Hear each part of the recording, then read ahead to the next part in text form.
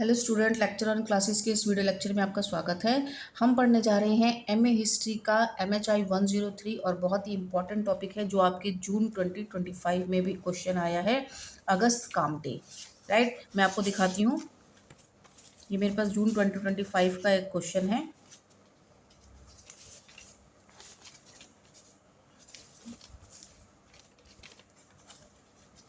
देखिए, हमने अरबी इतिहास लेखन, चीनी इतिहास लेखन पढ़ लिया। इसमें आ रखा है आपका अगस्त कामटे। अगस्त कामटे जो है एक प्रत्यक्षवादी इतिहासकार थे। अगर आपको इसके नाम में कन्फ्यूजन है तो आप इसको जो है इंग्लिश में भी इसका देख सकते हैं, बिकॉज हर जगह इनके जो है नाम में कन्फ्यूजन आ रखा है। यहाँ पर देखिए, इसका नाम, इनका नाम है अगस्त कॉमेट। ठीक है, तो ये मैंने आपको पहले भी इसकी वीडियो बनाई है जिसमें पश्चिमी 19वीं शताब्दी में पश्चिमी मुख्य धारा। इसका मतलब है कि जब 19वीं शताब्दी आई, 19वीं शताब्दी का मतलब होता है 1800 से 1899 तक, इसे बोलते हैं 19वीं शताब्दी। इस समय जो था इतिहास लेखन में परिवर्तन आया, इतिहास लेखन के दृष्टिकोण में परिवर्तन आया। उसमें क्या हुआ कि इसमें आपको उन्होंने कहा कि इतिहास जो है वो एक ऐसा पद्धति से होना चाहिए कि जो सबके लिए कॉमन हो, यानी कि हम जो भी इतिहास लिख रहे हैं उसको प्रत्यक्ष रूप से हम प्रूफ कर सके, साइंटिफिक तौर पे प्रूफ कर सके। इस तरीके के उन्होंने जो है विचारधारा उस समय आई। हर और जो है दूसरी विचारधारा थी, इसमें जो है प्रत्यक्षवादी इतिहासकार दूसरे थे हमारे लियोपोल्ड रानके और अगस्त कामटे। ये दो थे 19वीं शताब्दी की पश्चिमी मुख्य धारा में। इन्होंने दोनों ने जो है अलग अलग दृष्टिकोण दिया था इतिहास लेखन में। ठीक है, हम पढ़ते हैं कि अगस्त कामटे ने क्या अपना दृष्टिकोण दिया था। तो उनको प्रत्यक्षवादी दर्शन कहा जाता है। ये एक फ्रांसीसी विचारक थे जिनके द्वारा प्रत्यक्षवादी दर्शन की शुरुआत की गई थी। ठीक है, कहीं कहीं पर जो है इनका नाम अगस्त कामटे है, कहीं पर अगस्त कौंत है और कहीं पर अगस्त कांत है। क्यों? क्योंकि आपकी बुक में भी जो है इनका नाम जो दे रखा है, देखिए बुक में भी जो इनका नाम है वो है अगुस्त कोंत, एक प्रत्यक्षवादी दार्शनिक। आई थिंक आपको सबको विजिबल हो रहा होगा। ये देखिए, ऑगुस्त कोंत इनका नाम इसमें दे रखा है। अगर आपको ऑगुस्त कोंत के नाम से भी आए तो आप कंफ्यूज मत होइएगा, ये 19वीं शताब्दी के प्रत्यक्षवादी दार्शनिक हैं। राइट, आप इसका स्क्रीनशॉट भी ले सकते हैं।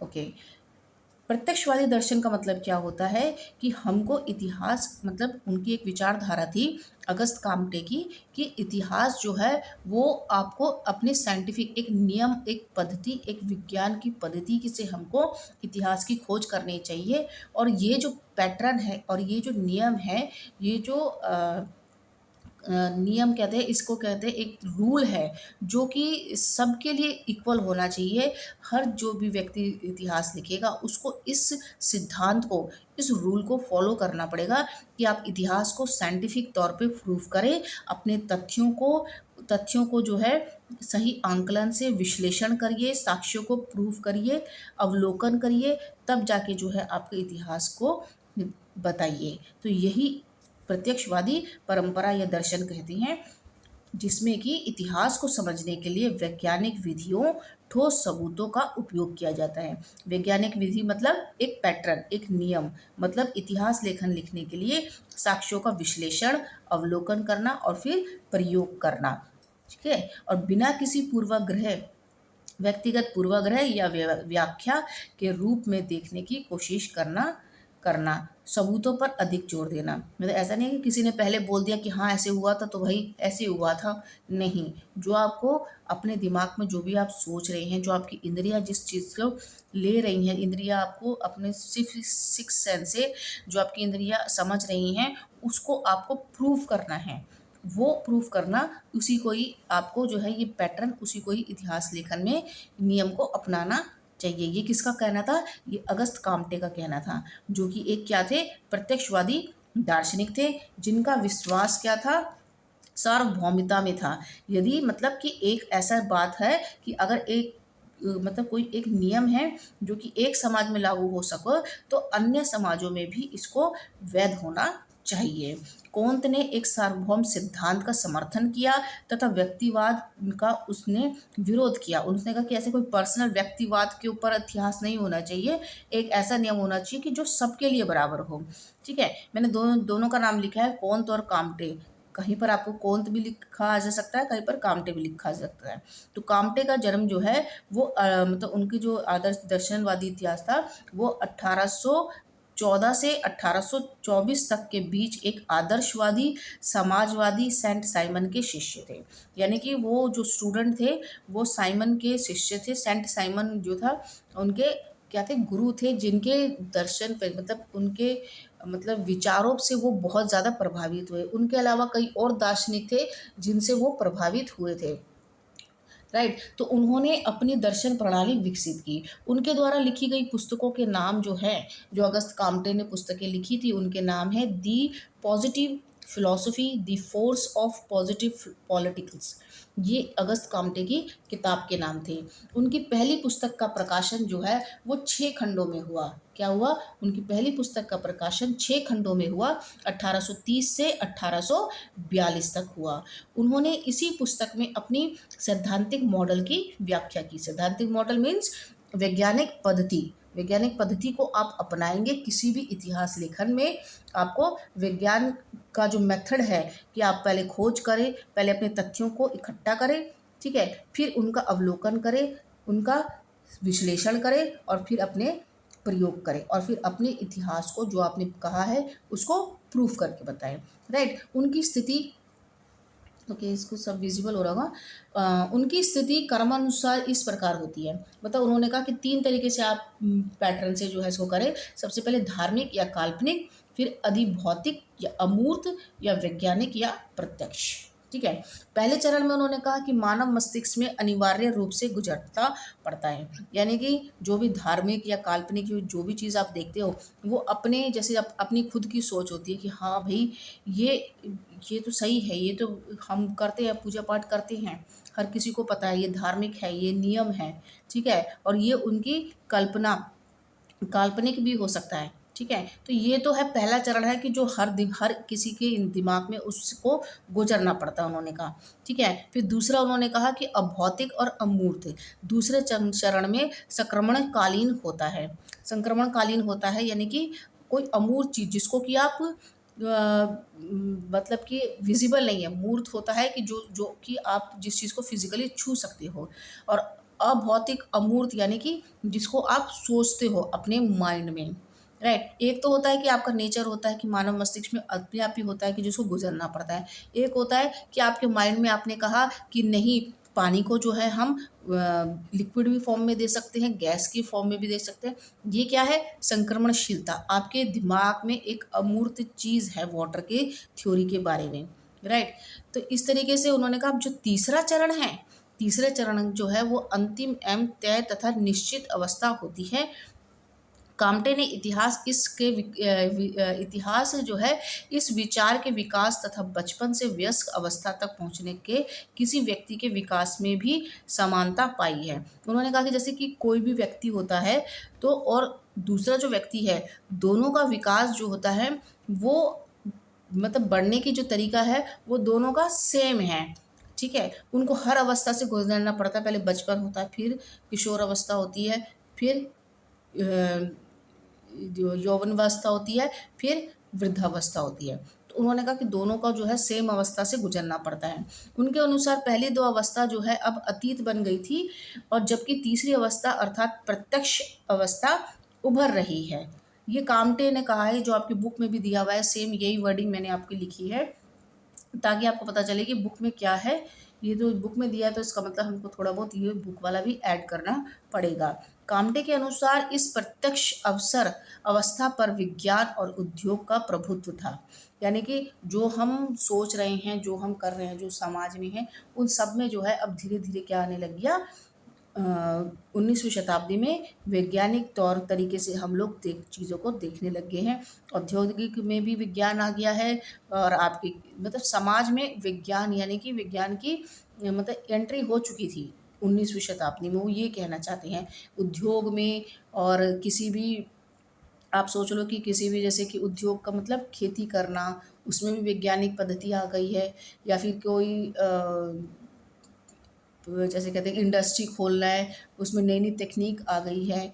हम जो है टेलीफोन आ गया है वायर वाला, तो उसमें भी जो है ये पद्धति आ गई है कि आप विज्ञान के तौर पे आप उसको यूज़ करते हैं। तो उन्होंने कहा कि विज्ञान आने लग गया है तीसरे उसमें। तो इस युग में धर्मशास्त्री और पुरोहित का स्थान वैज्ञानिकों ने हासिल कर लिया था, और व्यापारियों सहित उद्योगपतियों, प्रबंधकों, महाजनों और योद्धाओं का स्थान ले लिया था। काम्टे का पूरा विश्वास विज्ञान की पूर्ण सार्थकता में था। यानी कि काम्टे जो था उनका पूरा ध्यान जो है, पूरा विश्वास जो था वो विज्ञान की पूर्ण सार्थकता में था। तो आपको समझ आ गया होगा कि अगस्त काम्टे जो है उनका पूरा जो ये था कि हर चीज़ में अब विज्ञान घुस गया है। ठीक है, 19वीं शताब्दी में जो पश्चिमी मुख्य धारा है उसमें दो थे, एक था हमारा अगस्त काम्टे और दूसरा था लियोपोल्ड रानके। ठीक है, अगस्त काम्टे की विचारधारा ये थी कि आपको जो है वैज्ञानिक तौर पे अपने इतिहास लेखन में, विज्ञान जो है वो इतिहास लेखन में इस्तेमाल करना चाहिए। यानी कि इतिहास लिखने के लिए वैज्ञानिक पद्धति एक नियम, एक जो कहते हैं प्लान या रूल से आपको अपना इतिहास लिखना चाहिए। ठीक है, उसके बाद इनके बारे में अभी और भी है, क्योंकि इसलिए ये माना कि ज्ञान की निरीक्षणता के जरिए पैदा किया जा सकता है। प्रत्यक्षवाद ने यह माना कि ज्ञान की निरीक्षण के जरिए पैदा किया जा सकता है। आप इसका स्क्रीनशॉट भी ले सकते हैं, राइट। इस मामले में प्रत्यक्षवाद और अनुभवजन्य परंपरा में बहुत ज़्यादा समानता है। अनुभवजन्य यानी कि जो लियोपोल्ड रानके अभी हम पढ़ेंगे वो अनुभवजन्य थे। यानी कि अनुभवजन्य परंपरा में ने एक केंद्रीय अनुभूति को ऐन्द्रिक अनुभूति को पे की भूमिका पर बल दिया। यानी कि अनुभववाद जो अभी जो हम पढ़ेंगे रानके, उनको जो है ऐन्द्रिक यानी कि अपनी इंद्रियों के द्वारा हम पहले किसी भी चीज़ को, किसी भी ज्ञान को अपनी इंद्रियों से लेते हैं। ठीक है, ये उन्होंने कहा था। तो दोनों में जो है कहता है कि इस मामले में प्रत्यक्षवाद और अनुभववाद परंपरा में बहुत ज़्यादा समानता है। लाइक उनका थोड़ी बहुत इसमें समानता है। प्रत्यक्षवाद होता है कि पहले हम ज्ञान को क्या करेंगे, उसको प्रूव करेंगे। जो भी हम सोच रहे हैं पहले हम अपने माइंड में लेंगे, अपनी इंद्रियों से उस ज्ञान को लेंगे, फिर उस ज्ञान को प्रूव करेंगे। ठीक है, प्रत्यक्षवाद के लिए सामान्य नियम इंद्रियों अनुभूति से प्राप्त तथ्यों का समूह मात्र है। प्रत्यक्षवाद में जो हम अपनी इंद्रियों से हम किसी भी चीज़ को सोच रहे हैं, उसको पहले हम अपनी इंद्रियों से अनुभूति करते हैं, फिर बाद में उसको प्रूव करते हैं। काम्टे के दार्शन प्रणाली में निम्नलिखित 3 पूर्व स्थापनाएं थीं। तो ये बेटा आपको 3 रटने पड़ेंगे। जो उनके 3 पूर्व स्थापनाएं थी, उन्होंने क्या की थी कि उनका निष्कर्ष था कि औद्योगिक समाज जिसका नेतृत्व पश्चिमी यूरोप करता है, समूचे विश्व की भावी समाज के लिए एक मॉडल था। यानी कि जो औद्योगिक समाज अब बन गया है, साइंटिफिक समाज जो बन गया है, वो अब जाके भाविक समाज का एक मॉडल बन गया है। समझ आ रही है बात कि वैज्ञानिक तौर पे जो अब समाज बन गया है, जो मतलब 19वीं शताब्दी में जो समाज बना है, वो एक समाज का ढांचा बन गया है वैज्ञानिक तौर पे सभी देशों के लिए। तो उनका विश्वास था कि वैज्ञानिक चिंतन, जिसे उन्होंने प्रत्यक्षवादी दर्शन का नाम दिया है, वो विज्ञान और समाज दोनों पे लागू किया जा सकते थे। ठीक है, उसके बाद काम्टे की मान्यता थी कि मानव प्रकृति हर जगह एक जैसी है, इसलिए उनके द्वारा ढूंढे गए विकास के सामान्य नियमों को सूची समाजों पर लागू करना संभव है। इस सिद्धांत से लैस होकर काम्टे ने मानव में एक बुनियादी दर्रा ढूंढना शुरू किया जो हर चीज़ की व्याख्या कर सके। ठीक है, मतलब उन्होंने कहा कि एक मानव जीवन पे एक ऐसी व्याख्या, मतलब एक ऐसा नियम है जो कि हर चीज़ की व्याख्या कर सके। उनके अनुसार इस प्रकार हमारे सभी ऐतिहासिक विश्लेषणों की अंतिम परिणत एक सुनिश्चित रूपरेखा के रूप में अनुसार मानव इतिहास की विभिन्न, 2 बार लिख दिया, मानव इतिहास की विभिन्न घटनाओं के बीच तर्कपूर्ण समन्वय पर आधारित होगी। इसको आप अपनी लैंग्वेज में भी लिख सकते हैं कि उन्होंने जो है अपना एक ऐसा सिद्धांत दे दिया जो कि इंसान मानव जीवन की बुनियाद को जो है मजबूत कर सके, कि आप जिस भी ऐतिहासिक चीज़ को ले रहे हैं उसको प्रमाणित कीजिए, ठीक है। जो भी घटनाएं हैं उनको प्रूफ कीजिए, सामान्य तौर पर अपने साक्ष्य और तथ्यों को लेकर उसको निष्कर्ष कीजिए, अवलोकन कीजिए। काम्टे द्वारा तय की गई प्रत्यक्षवादी पद्धति तथ्यों और आंकड़ों पर पर्यालोकन कीजिए। जो मैंने कहा है वही चीज़ इन्होंने बोली है। उनकी पुष्टि प्रयोग के जरिए की जा सकती है, अतः समन्वय नियमों की स्थापना में सहायक सिद्ध होगी, ठीक है। ये आपकी बुक में लैंग्वेज है, जो मैंने बुक का पार्ट ऐड कर दिया है, बट आप इसको अपनी लैंग्वेज में भी लिख सकते हैं कि उन्होंने एक पद्धति दे दी जिसको कि आपको हर किसी को ये समाज में लागू होनी चाहिए, ठीक है। ये थे आपके अगस्त काम्टे, जो आपका जून 25 के क्वेश्चन पेपर में भी आया है, बहुत ही इंपॉर्टेंट है। उसके बाद अब जून में अगस्त काम्टे आ गया, तो मे भी अब जो दिसंबर में जो आपका एग्जाम होगा उसमें लियोपोल्ड रानके भी आप पूछ सकते हैं। वो लियोपोल्ड रानके भी जो है 19वीं शताब्दी में पश्चिमी इतिहासकार थे, लेकिन वो क्या थे, एक अनुभववादी इतिहासकार थे। अनुभववादी इतिहासकार का मतलब होता है कि इतिहास को पहले अपनी इंद्रियों से समझना चाहिए, ठीक है। जो आपका मन कहता है, जो आपके दिमाग में जो भी आपकी नॉलेज है, वो जो है उसके ज़रिए आप इतिहास को पहले समझिए, उसको अनुभव कीजिए। ये किसका थ्योरी थी? ये लियोपोल्ड रानके की थ्योरी थी 1795 से 1886 तक, जो कि एक जर्मन इतिहासकार थे। उन्हें अनुभववादी इतिहासकार लेखन का जनक माना जाता है। उनके द्वारा सर्वप्रथम नई परंपरा की शुरुआत की गई है, जो आज भी इतिहास लेखन का प्रमुख तरीका है। रानके की मान्यता थी कि उसकी खुद की शर्तों पर हमें अतीत को समझना चाहिए, ना कि वर्तमान की शर्तों पर, बीते हुए युग को, लोगों की प्रवृत्तियों पर। राइट, ये थोड़ा इजी है, आप इसको आराम से भी कर सकते हैं। रानके की मान्यता है कि इतिहासकार को अतीत का अध्ययन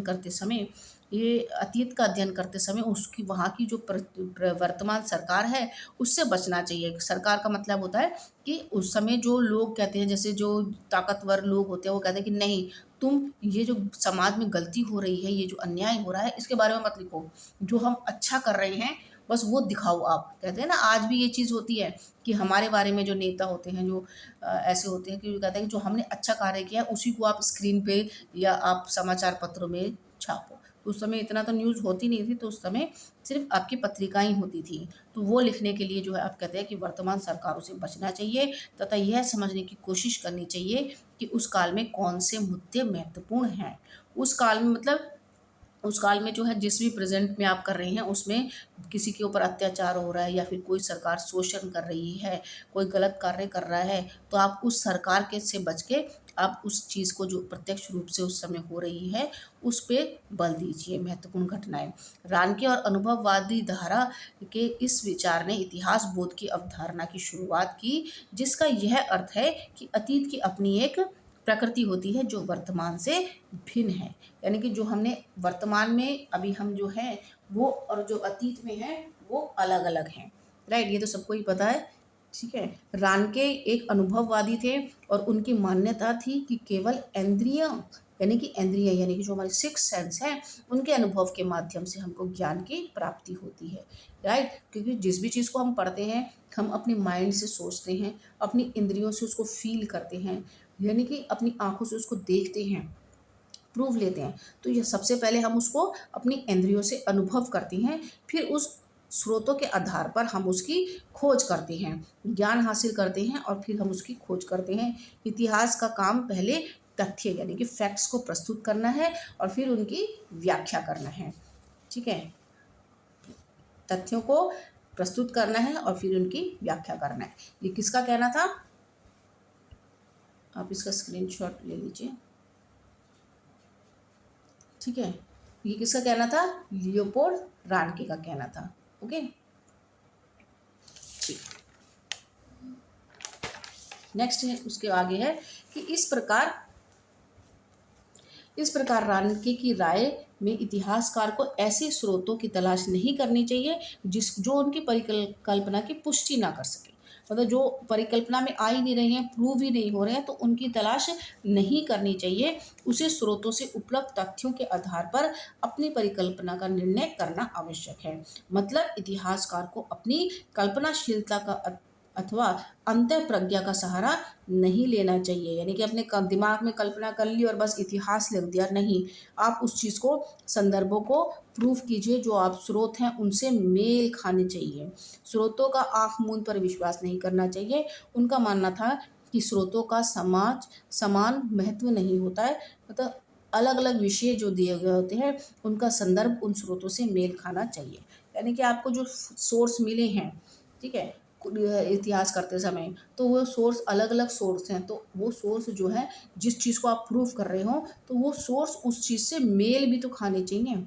वो ये कह रहा है, राइट। तो रानके का, आई थिंक आपने इसका स्क्रीनशॉट ले लिया होगा। तो रानके का कहना है कि आप अपनी इंद्रियों से, अनुभवों से, उनको अनुभव से अपने इतिहास को ज्ञान प्राप्त कीजिए, ठीक है। फिर उस ज्ञान को प्रूव करके दिखाइए कि जो आपने सोचा है, जो आपके दिमाग में, माइंड में है, राइट। तो यही है इतिहास, पश्चिमी मुख्य धारा 19वीं शताब्दी की, राइट। मिलते हैं नेक्स्ट वीडियो लेक्चर में। आई होप आपको आज का वीडियो लेक्चर समझ आया होगा। अगर आपको कोई चीज़ प्रॉब्लम आ रही है एमए हिस्ट्री में, जो भी चीज़ में, जो भी टॉपिक आपको समझ नहीं आ रहा है, कमेंट करके आप मुझे बताइए, मैं जल्द ही आपके लिए उसकी वीडियो बना के लाऊंगी। तब तक के लिए